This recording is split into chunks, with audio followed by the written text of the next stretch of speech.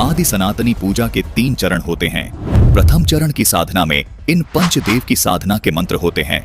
उसके बाद दूसरे चरण की साधना, जो कि सनातनी पूजा भी कहलाती है, इसके मंत्र होते हैं ओम तत्, यहाँ तत् सांकेतिक मंत्र है। उसके बाद तीसरे चरण की साधना आदि सनातनी पूजा कहलाती है। इसके मंत्र होते हैं ओम तत्सत, यहाँ तत् और सत सांकेतिक हैं। भक्ति साधना के इन 3 चरणों को आप इस प्रकार समझें, जैसे प्रथम चरण की साधना जो कि पंचदेव पूजा है, उसको आप प्राथमिक शिक्षा जाने, अर्थात 5वीं कक्षा तक की पढ़ाई जाने, जिसके पढ़ने से आपको आपके जीवन में केवल आंशिक लाभ प्राप्त होते हैं। लेकिन प्रथम चरण की ये साधना भक्ति मार्ग में बेहद महत्वपूर्ण है। जिस प्रकार 5वीं कक्षा तक की पढ़ाई पूरी किए बिना 10वीं 12वीं तक की पढ़ाई नहीं की जा सकती, इसी प्रकार प्रथम चरण की ये पंचदेव साधना किए बिना दूसरे व तीसरे चरण की साधना नहीं की जा सकती। दूसरे चरण की साधना जो कि सनातनी पूजा है, ये गीता अध्याय 15 के श्लोक 16 में बताए क्षर और अक्षर पुरुष की पूजा है। इसको आप उच्च शिक्षा, अर्थात इसको आप 10वीं तक की कक्षा की पढ़ाई जाने, जो आपको प्राथमिक शिक्षा से कुछ ज्यादा लाभ देती है। तीसरे चरण की साधना जो कि आदि सनातनी पूजा है, गीता जी अध्याय 17 के श्लोक 23 में भी इसका वर्णन है। ये गीता अध्याय 8 के श्लोक 3 में बताए परम अक्षर ब्रह्म की पूजा है। इसको आप सर्वोच्च शिक्षा जाने, जो कि आपको सब सुख और लाभ प्राप्त करवाती है। दर्शकों, केवल संत रामपाल जी महाराज ही आध्यात्मिक मार्ग की भक्ति साधना इस प्रकार 3 चरण में पूरी करते हैं। दर्शकों, आपको यहाँ ये भी शंका हो सकती है कि इस 12 अक्षर मंत्र को एक नाम अर्थात एक मंत्र क्यों कहा जाता है, जबकि ये तो अलग अलग देवी देवताओं के 5 नाम हैं। दर्शकों, गीता जी अध्याय 17 के श्लोक 23 में ये जो ओम तत् सत मंत्र लिखे हैं, ये भी दिखने में 3 मंत्र हैं, लेकिन इन तीनों नामों को गीता जी में लिखा है कि ओम तत्सत। इस प्रकार का ये सच्चिदानंद घन ब्रह्म का ये नाम कहाँ है? मतलब आदि सनातनी पूजा के तीसरे चरण की साधना का ये एक नाम है।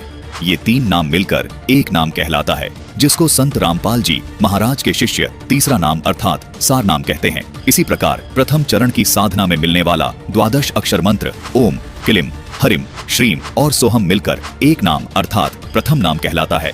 संत रामपाल जी महाराज व उनके शिष्य हमेशा इन 12 अक्षर को प्रथम नाम ही पुकारते हैं।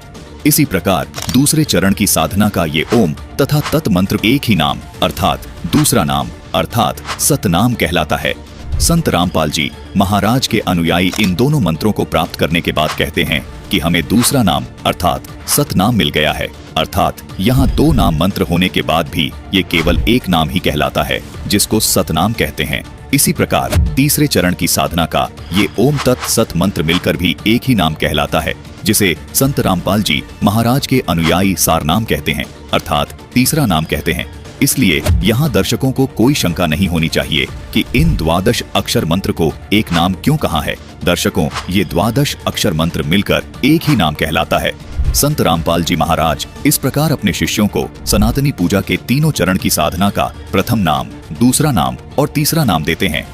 संत रामपाल जी महाराज पंचदेव पूजा और सनातनी पूजा के ये मंत्र सन 1994 से और आदि सनातनी पूजा के ये मंत्र 1997 से अपने सभी शिष्यों को दे रहे हैं। दर्शकों, पवित्र कबीर सागर, श्रीमद् भगवद गीता, श्रीमद् देवी भागवत और शिव पुराण से यह स्पष्ट होता है कि ब्रह्मा विष्णु शिव की उत्पत्ति काल रूपी ब्रह्म और दुर्गा से हुई है तथा ब्रह्मा विष्णु शिव का जन्म मृत्यु होता है, यानी ये अविनाशी नहीं है तथा ये केवल नियमानुसार कार्य कर सकते हैं। यानी कबीर परमेश्वर ने जो ज्ञान दिया था उसे आज श्रीमद् भगवद गीता तथा पुराणों ने स्वसिद्ध कर दिया कि ब्रह्मा विष्णु शिव की माता दुर्गा है और इनका पिता ज्योति निरंजन काल ब्रह्म है।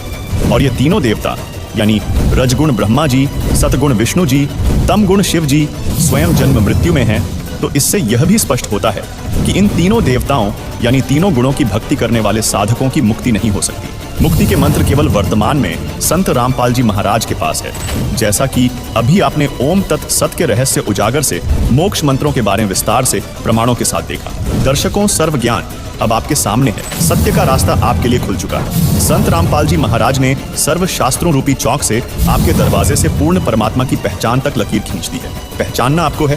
दर्शकों, जब साधारण से दिखने वाले बिंदराज राव ने अपनी श्रेष्ठतम बुद्धि का परिचय देते हुए इन पाखंडी धर्मगुरुओं के अज्ञान को पकड़ लिया और संत रामपाल जी महाराज के ज्ञान के मुरीद हो गए, तो आज का पढ़ा लिखा हिंदू समाज कौन सा नशा किए हुए है जो अपने मानव जीवन को इन नकली गुरु और पाखंडी कथा वाचकों के चंगुल से नहीं छुड़ा सकता। दर्शकों, ब्रह्मा विष्णु महेश का सर्वशास्त्रोक्त सार आपके सामने आ चुका है, लेकिन अभी तक एक और मिथ्या भ्रम इन पाखंडी मिथ्यावादी कपटाचारी कथावाचकों के कारण हिंदू समाज के साथ बना हुआ था।